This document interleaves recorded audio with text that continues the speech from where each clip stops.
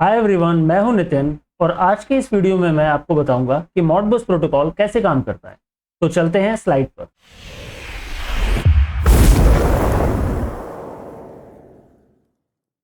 मॉडिकॉन जो कि अब स्नाइडर इलेक्ट्रिक है, 1979 में जब मॉडबस प्रोटोकॉल को फर्स्ट टाइम पब्लिश किया था तो वास्तव में पीएलसी से डेटा सीरियल कम्युनिकेशन के थ्रू फैच करना बहुत ईजी हो गया था।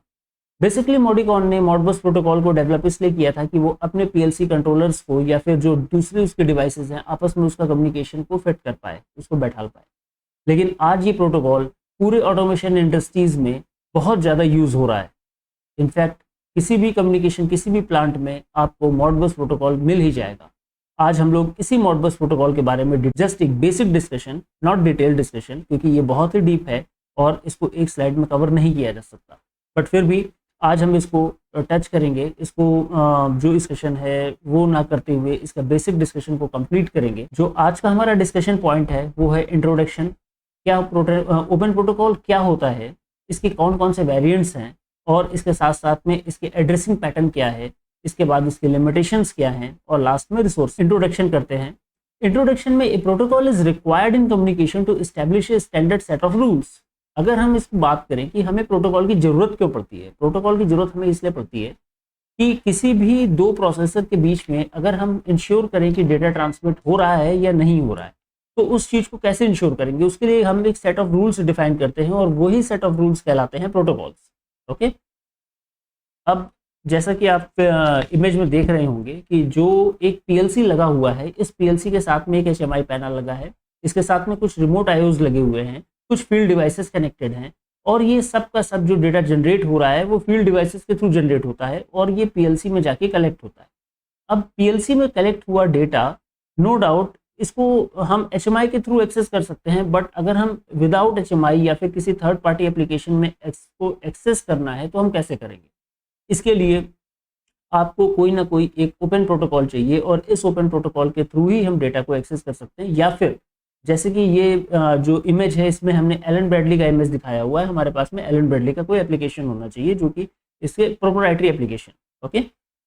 अदरवाइज ओपन प्रोटोकॉल, ये दो ही मेथड हैं हमको प्रोटोकॉल इसका कंट्रोलर से डेटा को फैच करने का। अब अगर हम बात करें तो ओपन प्रोटोकॉल क्या होता है। ओपन प्रोटोकॉल बेसिकली एक ऐसा सेट ऑफ प्रोटोकॉल जो कि हम इसके लिए कोई पे नहीं करना पड़ता है, ये कम्युनिटी यूज़ के लिए बनाया गया है और इसको ऑटोमेशन इंडस्ट्री में कहीं भी यूज़ कर सकते हैं। कुछ बहुत ही ज़्यादा फेमस प्रोटोकॉल हैं, जैसा आप स्क्रीन पे देख रहे होंगे, प्रोफीबस, प्रोफीनेट और EtherCAT, Modbus, Ethernet IP, HART protocol. आज हम इन सारे प्रोटोकॉल्स के बारे में वन बाय वन डिस्कशन नहीं करेंगे, आज हमने केवल मॉडबस प्रोटोकॉल को ही चूज़ किया है डिस्कशन के लिए।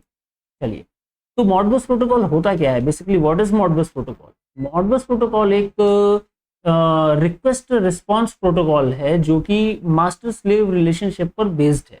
मास्टर स्लेव और स्लेव, जैसा कि आप इमेज में देख रहे होंगे कि एक मास्टर है और दूसरा स्लेव।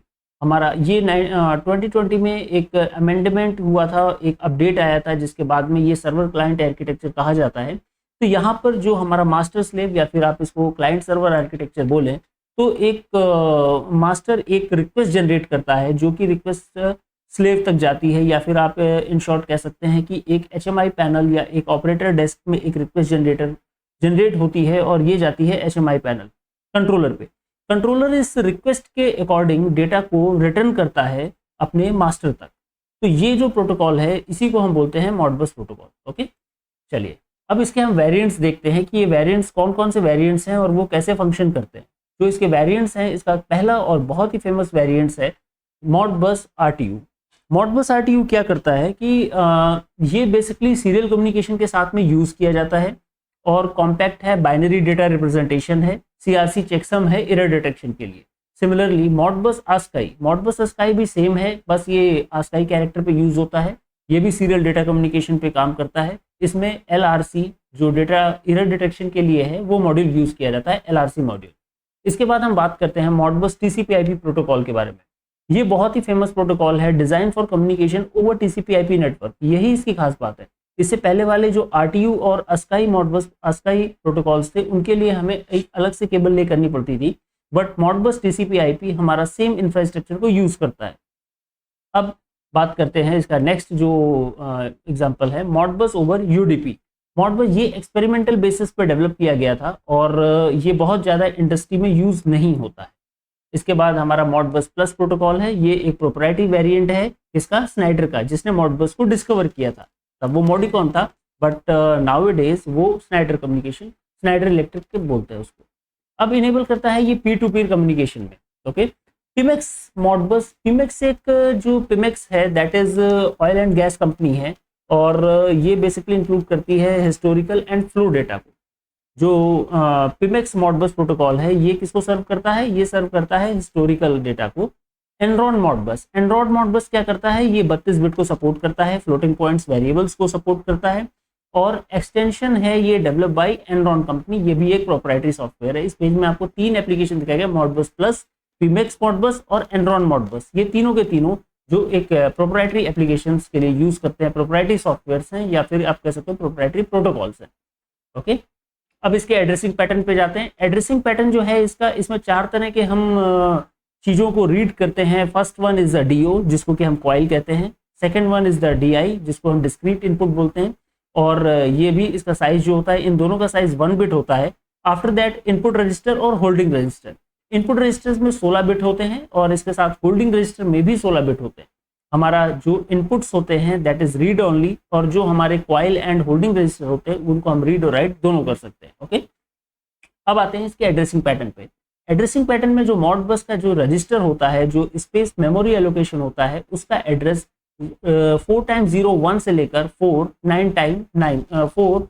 टाइम्स 9 तक 49999, जैसा कि आप एड्रेस स्पेस में देख सकते हैं।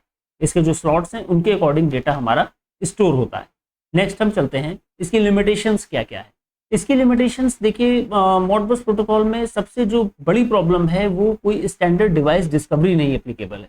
यहाँ पे कोई भी device standard discovery method applicable नहीं है। हमें किसी भी, सपोज करिए मॉडबस वैसे तो 247 डिवाइसेस को सपोर्ट करता है, लेकिन ये RS485 नेटवर्क पे अगर हम इसको रन करते हैं मॉडबस को on the top of RS485, तो ये केवल 32 डिवाइसेस को सपोर्ट करता है। अब 32 डिवाइसेस को सपोर्ट करने के लिए अगर कोई डिवाइस को हम रिप्लेस करते हैं या उसकी मास्टर और स्लेव आईडी को रिप्लेस करते हैं, तो उस कंडीशन पे क्या होता है कि हमको मॉडबस में जो नेटवर्क को बार बार स्कैन करना पड़ता है। इसमें कोई मेथड नहीं है, स्टैंडर्ड मेथड नहीं है मॉडबस की स्टैंडर्ड डिस्कवरी का। इसमें कोई इंक्रिप्शन नहीं कर सकते हैं, डेटा फैच होता है सिंपल मोड में, पॉइंट टू पॉइंट कम्युनिकेशन होता है, लैक ऑफ रियल टाइम होता है और लिमिटेड डेटा साइज अवेलेबल रहता है।